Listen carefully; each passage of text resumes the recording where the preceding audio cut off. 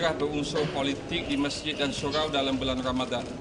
Kami sangat menyanjungi titah Duli Yang Mulia Sultan Selangor, Ketua Agama Islam di negeri Selangor, yang banyak kali mengingatkan agar masjid dan surau negeri ini dijadikan tempat beribadah, bukan tempat untuk menganjurkan ucapan politik. Yang terbaru, di Majlis Buka Puasa Duli Yang Mulia Sultan Selangor bersama rakyat di Masjid Negeri pada 23 Julai yang lalu, Baginda sekali lagi mengingatkan rakyat agar beri pentingnya perkara ini. Baginda bertitah, jadikan masjid dan surau ini sebagai tempat beribadah, bukan untuk tempat berpolitik. Yang demikian, nazir dan masjid dan surau adalah bertanggungjawab sepenuhnya kepada amanah yang telah diberikan oleh MAIS untuk menentukan hala tuju masjid dan surau di karya masing-masing. Malangnya perkara ini diambil sambil lewa oleh sesetengah nazir masjid dan pengurusi surau. Kami memohon kepada JAIS sebagai agensi yang diberikan kuasa undang-undang untuk melaksanakan syariat Islam di negeri Selangor agar lebih serius memantau bagi memastikan masjid dan surau terus bebas dari apa jua unsur politik seperti yang disarankan oleh Sultan Selangor. Sehubungan dengan itu, perkara ini kami telah menerima beberapa aduan dalam perkara ini dalam bulan puasa. 1. Tiada tauliah.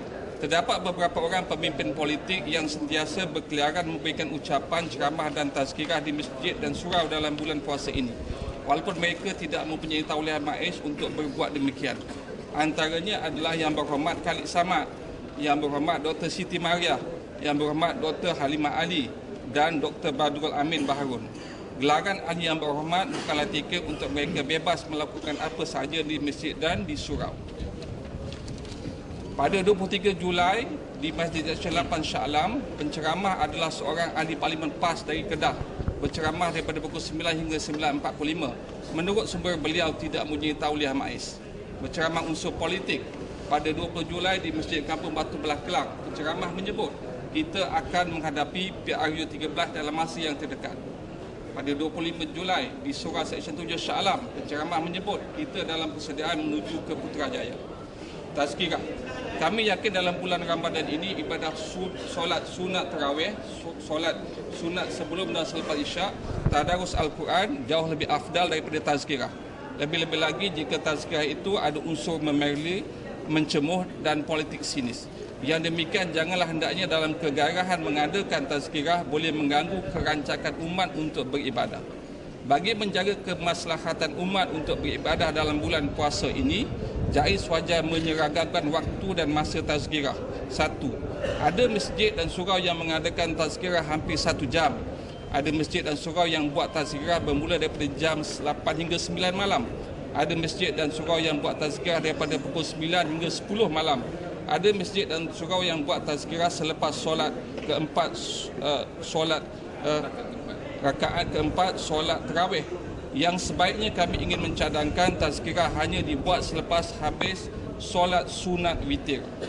Yang kami adukan ini merupakan sekadar tips of the iceberg kepada realiti apa yang berlaku di masjid dan di surau di seluruh negeri Selangor. Oleh demikian, kami ingin menggesa JAIS mengambil langkah yang lebih proaktif bagi memastikan masjid dan surau tidak dijadikan laut politik oleh mereka yang cuba mencemarkan masjid dan surau dalam agenda politik mereka. JAIS wajar memantau masjid dan surau dengan lebih rapat serta menyiasat setiap aduan dan rumutan ahli karya dan memastikan tindakan tegas menurut undang-undang. Kami menyokong penuh agar masjid dan surau mesti dijadikan rumah untuk beribadah dan bebas daripada segala unsur politik. Masjid dan surau harus dijadikan medium untuk menyatukan umat Islam walaupun mereka berbeza pandangan dan ikutan politik. Ikhlas daripada NGO Negeri Selangor, Gagasan Anti Penyelewengan Selangor GAPS, Pertubuhan Bumi Perkasa Selangor, Perkasa Selangor, Jati Selangor, Ikatan Kebajikan dan Dakwah Selangor IKDAS, Waris Melaya, Tibai Selangor dan Gerakan Masyarakat Prihatin Selangor. Okey. Saya buka kepada wakil daripada Jati. Tuan Rahmat, kalau ada apa? Saranan saya bagi pihak Jati supaya pihak JAIS yang diamanahkan untuk menguatkuasakan arahan daripada Tuanku Sultan, begitu juga peraturan-peraturan yang telah diberikan oleh pihak Majlis Agama Islam Negeri Selangor supaya dapat dikuatkuasakan.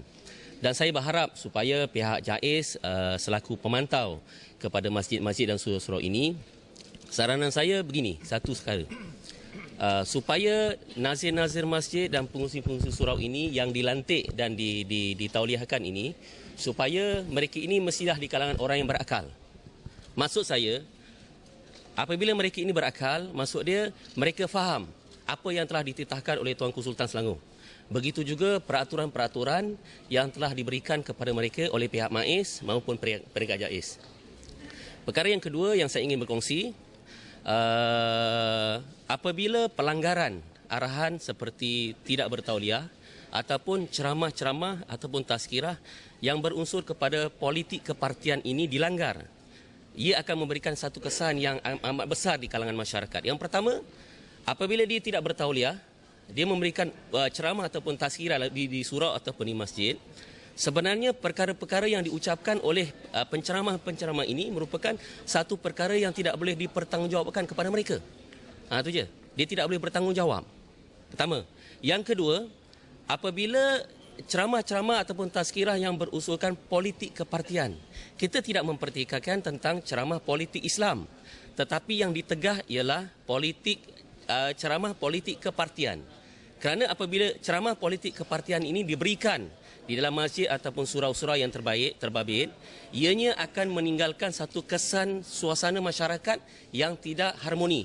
Jadi penceramah yang tidak bertauliah ini, dia akan meninggalkan segala masalah-masalah ini kepada ahli Korea, khususnya kepada nazir dan pengurusi-pengurusi surau terhadap perkara yang diucapkan. Selepas itu, masalah itu akan ditinggalkan kepada masyarakat setempat. Akhirnya mereka ini akan kacau bilau antara satu sama lain. Sekian. Wakil daripada Perkasa Selangor, Abu Bakar Yahya. Saya mengucapkan terima kasih. Perkasa memandang serius pada perkara ini. So, jangan pihak JAIS ambil sambil lewa. So, bila kami menghantar memorandum ini tugas dan tanggungjawab MAIS. Jangan sampai masyarakat mengambil tindakan sendiri.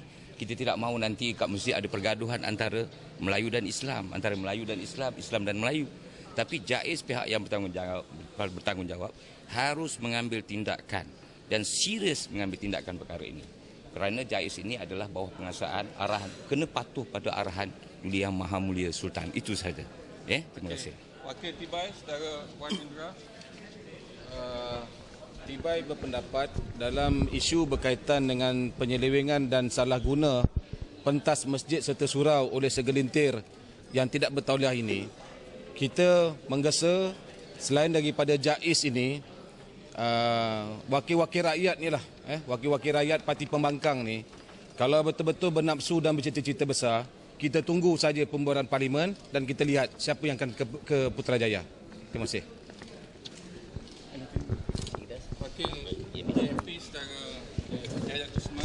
Saya juga ingin berkongsi pendapat dalam perkara ini, terutama kepada yang berhormat di kalangan ahli-ahli PAS dekat negeri Selangor. Mengapa mereka tidak mengikut perintah arahan daripada tuanku? Bukannya susah kalau dia bertauliah untuk menjadi pentauliah, ceramah pentauliah. Bagaimana prosedur orang-orang lain, begitulah hendaknya. Jangan dia rasa dia beraja di mata, bersultan di hati. Sebab kita yang di bawah ni, kita akan melihat apa yang telah mereka ucapkan, dan saya sangat bersetuju bahawa mereka lebih bersifat kepartian politik dalam menyampaikan sama ada tazkirah atau syarahan. Itu saja. Terima kasih. Terima kasih. Kalau ada soalan, tuan-tuan. Okey, terima kasih banyak-banyak tuan-tuan dan puan-puan. Takbir! Allahu Akbar! Takbir! Allahu Akbar! Daulat tuanku! Daulat tuanku! Daulat tuanku! Daulat tuanku!